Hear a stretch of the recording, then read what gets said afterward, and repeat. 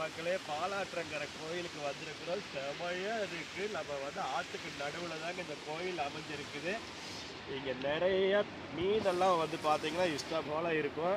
தம்பி நீங்க செல்ல போட்டுறாதீங்க உள்ள மீனை பார்க்குற ஆர்வத்தில். சரியா மக்களே?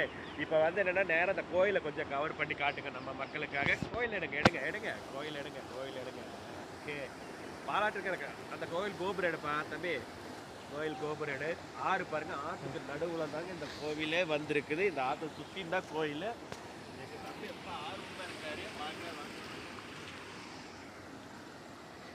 பாத்தீங்களா, இந்த ஆத்துக்கு நடுவுல தாங்க இந்த கோயில் மீனுங்க பாருங்க. பெரிய பெரிய மீனுங்களாம் இருக்கு பாருங்க. நிறைய மீனா இருக்கு பாருங்க. பெரிய பெரிய மீனா இருக்கும் பாருங்க மக்களே. தெரியுதா தம்பி கேமராவில் உங்களுக்கு பிடிக்காத மீன் பார்த்தீங்கல்ல?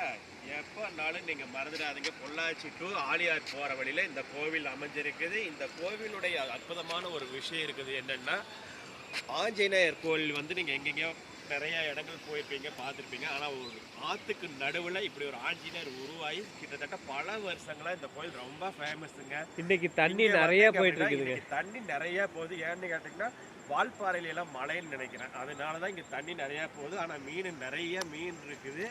நீங்கள் யார் எங்கே பொள்ளாச்சி சைடு வந்தீங்க அப்படின்னா கண்டிப்பாக இந்த கோயிலை மறந்துடாதீங்க.